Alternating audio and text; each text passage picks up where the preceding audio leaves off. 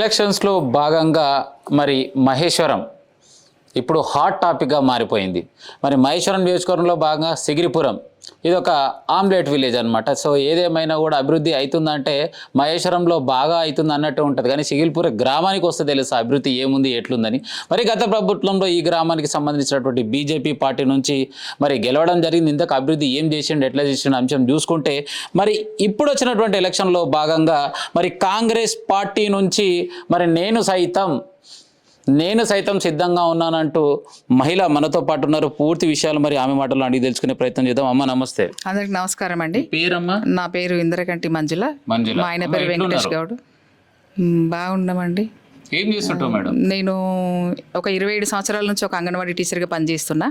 27 సంవత్సరాల నుంచి ప్రతి ఇంట్లో ఉన్న ప్రతి గడపలో ఉన్న ప్రతి ఒక్కరి సమస్య నాకు తెలుసు. మా ఊరు పిల్లలందరూ నా చేతుల మీదే పెరిగినరు. మా పిల్లలందరూ నా పిల్లలు. నేను 27 సంవత్సరాల నుంచి 2 జాతీయ అవార్డులు పొందిన. నేను పీజీ వరకు చదువుకున్నా. 2 జాతీయ అవార్డులు పొందిన. ఊర్లో నా చేతుల మీద చదువుకున్న పిల్లలు కండక్టర్లు, కానిస్టేబుల్ అయినరు. అది నాకు ఊరు అవకాశం ఇచ్చినందుకు నాకు చాలా సంతోషంగా ఉంది. ఇంకా నా సేవలు చెప్పుకోకూడదు, కానీ నా సేవలు ప్రతి ఒక్క ఇంట్లో ఉన్నాయి, ప్రతి ఒక్క గడపలో ఉన్నాయి. ఒక మతి స్థిమితం లేని అమ్మ కూడా ఒక అబ్బాయిని 7 సంవత్సరాల అబ్బాయిని ఒళ్ళో పెట్టుకొని రోడ్డు పైన గంటే కూడా అబ్బాయిని దత్తత తీసుకొని వాని నా పిల్లలతో సహా పెంచి పెద్ద చేసి అన్ని వసతులు కలిసి వాని ఒక కానిస్టేబుల్ చేసిన. అమ్మాయిని దత్తత తీసుకొని పెళ్లి కూడా ముందుండి చేయించిన. ఎన్ని విధాలుగా అంటే అందరితోటి నాకు టచ్ ఉంది. నేను ఒక టీచర్గా పిలువరు, నన్ను ఏమైనా వరుస పెట్టి పిలుస్తా బంధుత్వంతో. అమ్మ ఒక పీజీ చదువుకున్నావు, 27 సంవత్సరాల సంధి ఉత్తమ సేవలు చేస్తున్నావు, మీకు అవార్డులు కూడా లభించింది. సూపర్. మరి ఇప్పుడు ఎందుకు ఈ రాజకీయంలోకి రావాలని ఈ ఆలోచన ఎందుకు వచ్చింది? అసలు ఈ అంశం ఎలా మొదలైంది? నేను 27 సంవత్సరాల నుంచి ఊళ్ళో చేస్తున్నా. నాకు ఎలక్షన్ డ్యూటీ అన్ని డ్యూటీల గురించి అవగాహన ఉంది. ఏదని ప్రతి గడపకు తెలుసు.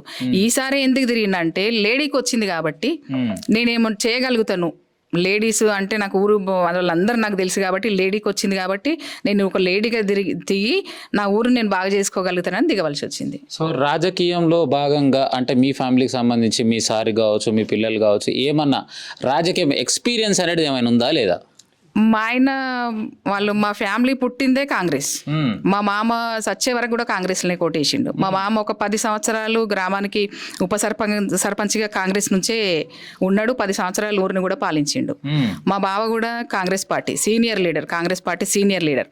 అయితే కొంచెము ప్రభుత్వము బీఆర్ఎస్ ఉండడం వల్ల మా ఆయన ఊరు బాగోగుల కోసం బీఆర్ఎస్లో కొన్ని రోజులు పనిచేయాల్సి వచ్చింది. తర్వాత పార్టీ పరంగా కూడా కొన్ని లాభాలు లేవు, ఊరికి ఏమైనా మంచి చేయాలంటే రీసెంట్గా మా ఆయన కాంగ్రెస్లకు మారడం జరిగింది. ఇప్పుడు గతంలో మీ సార్ ఏ పార్టీలో ఉండే? మా ఆయన ఫస్ట్ కాంగ్రెస్ పార్టీ, కాంగ్రెస్లో ఉన్న తర్వాత బీఆర్ఎస్ వచ్చిన తర్వాత కొంచెం అభివృద్ధి అక్కడ కనిపిస్తుందేమో అన్నప్పుడు అందులోకి వెళ్ళి కొన్ని అభివృద్ధి పనులు కూడా చేసిండు కూడా అక్కడ నుంచి చేసిండు. మరి ఇప్పుడు అభివృద్ధి కుంటు పడింది అందులో కూడా. ఆ పార్టీ కూడా కొంచెం సరిగా పనిచేయక వేరే ఊర్లకు ఏం అందుతున్నాయి అనేది పక్కకు పెడితే మా ఊరికైతే ఏ పథకాలు కూడా సరిగా అందలేదు. అంటే మీ నియోజకవర్గం సంబంధించి గతంలో ఉన్నటువంటి కాంగ్రెస్ పార్టీలో ఉన్న మళ్ళీ తర్వాత రూలింగ్ పార్టీ ఉందని చెప్పేసి విద్యాశాఖ మంత్రి మరి దాంట్లోకే వచ్చింది కదా, దాంట్లో భాగంగా ఏం అభివృద్ధి చేయలేదు? ఏం చేయలేదు. దాంట్లో భాగంగా కూడా ఏం అభివృద్ధి చేయలేదు. మేడం వాళ్ళు వాళ్ళ గెలుపు వాళ్ళ ఓట్ల కోసమే కొన్ని పనులు చేసుకున్నారు తప్పితే వచ్చి మరి చేసిన అనేది లేదు. ఇప్పుడు గవర్నమెంట్ ఇచ్చినప్పుడు రోడ్లు అందట్లో ఉన్నాయి, కొన్ని రోడ్లు ఊర్లకు కూడా వచ్చినాయి. శ్మశాన వాటిక అందట్లో ఉంది, ఉన్నాయి, అవి కామనే. కానీ ఊర్లకు చాలా సమస్యలు ఉన్నాయి.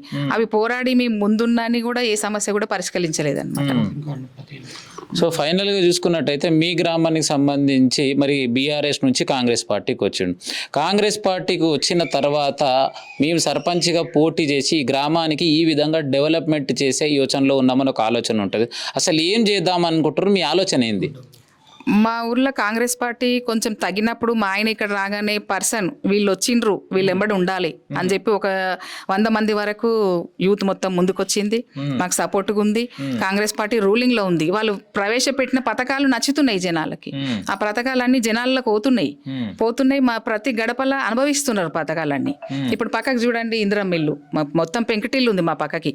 వాళ్ళు వచ్చిన్నారు, మేము పెంకుటిల్లు ఎన్ని రోజులు ఉండాలమ్మా, మాకు పరిస్థితి బాగాలేదంటే నేను ఇందిరమ్మ ఇల్లు ఇప్పిస్తాను హామీతోటి ఇందిరమ్మ హామీలు ఇప్పించిన స్టార్ట్ చేసిండ్రు, చేస్తున్నారు. ప్రతి ఒక్కటి కాంగ్రెస్ పథకాలు నచ్చినాయి. ముఖ్యంగా ఏంటంటే కాంగ్రెస్ ప్రభుత్వం మహిళకు ఎక్కువ ప్రాధాన్యత ఇస్తుంది.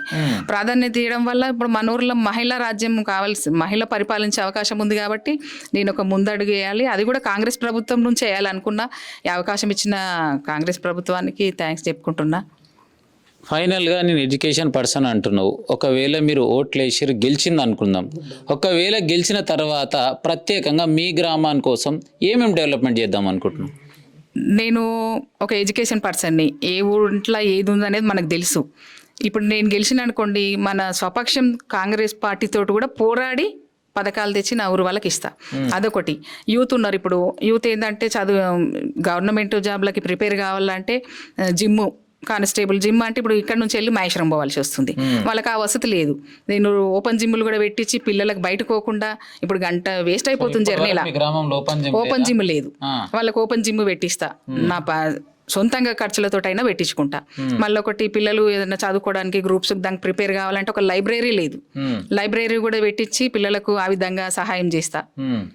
ఇట్లా నేను ఒక పార్టీ తరపున కాకుండా కూడా ప్రతి ఒక్క ఇంటికి ఇల్లు లేని వాళ్ళకు ఇల్లు ఇప్పిస్తా. ఇప్పుడు కరెంటు బిల్లు ఉందండి, కరెంటు బిల్లు 2 రోజులు కూలీ చేస్తే బిల్లు కట్టుకునే పరిస్థితి ఉంది ఇంతకుముందు. కానీ ఇప్పుడు మాఫీ అవుతుంది. ఇక 2 రోజుల కరెంటు బిల్లు పిల్లలకు బట్టలకు దీనికో వాడుకుంటారు కదా. అదొకటి. ఉచిత బస్సు ప్రయాణం ఒకటి.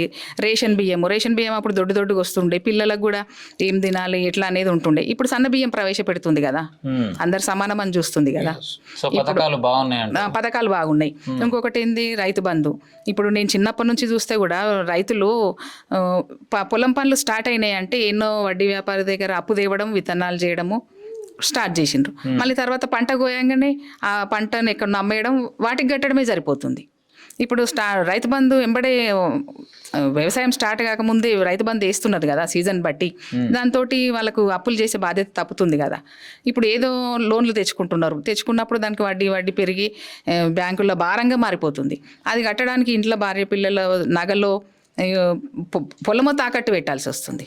అవన్నీ కాకుండా రుణమాఫీ కూడా చేస్తుంది కదా, చేసి తీరింది కదా. దాన్ని బట్టి నమ్మాలి, నేను చేస్తాను నమ్మకం కూడా ఉంది.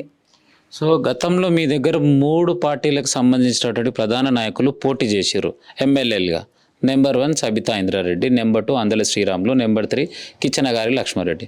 ఒక్కొక్కరి గురించి ఒకటే మాట చెప్పాలి. ఏం చెప్తావు? సబితా ఇంద్రారెడ్డి గురించి ఏం చెప్తావు? సబితా ఇంద్రారెడ్డి మేడం కాదు, ఎక్కడ అండి, కాంగ్రెస్ కదా. మేడం అంటేనే కాంగ్రెస్. మేడం పేరు ఎక్కడొచ్చింది మేడంకి? కాంగ్రెస్ లో కదా. ఇప్పుడు పర్వతం మీద ఉందని మారినంత మాత్రంలో మేడంకి పేరు ఎక్కడొచ్చిందో అది కనుక్కోవాలి మనం. అది కనుక్కొని మేడము పార్టీ మారడం వల్ల అణుచుకుంటుండొచ్చు. మేడము పార్టీ మారి అభివృద్ధి చేద్దాం అనుకుందొచ్చు, కానీ అభివృద్ధి మాత్రం జరగలేదు.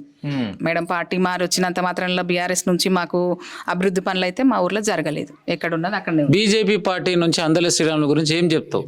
ఏం లేదు. బీజేపీ పార్టీ నుంచి ఒక యూత్ను రెచ్చగొట్టడం తప్పితే ఏది లేదు.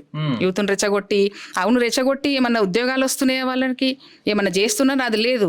డ్రగ్స్ తాగడము, తినడము, మొత్తం జల్సాలకు అలవాటు పడిపోయినరు. జల్సాలకు అలవాటు పడిపోతే నాకు ఆ ఏజ్ పిల్లలు నాకు ఉన్నారు. ఆ బాధ ఏందో నాకు అర్థమవుతుంది. ఒక అబ్బాయి మంచిగా ఇంటర్ వరకు అట్లా చదువుకొని ఏం పని చేయకుండా తిరుగుతున్నారంటే ఆ తల్లికి ఎంత బాధ ఉందో అది తెలుసు నాకు.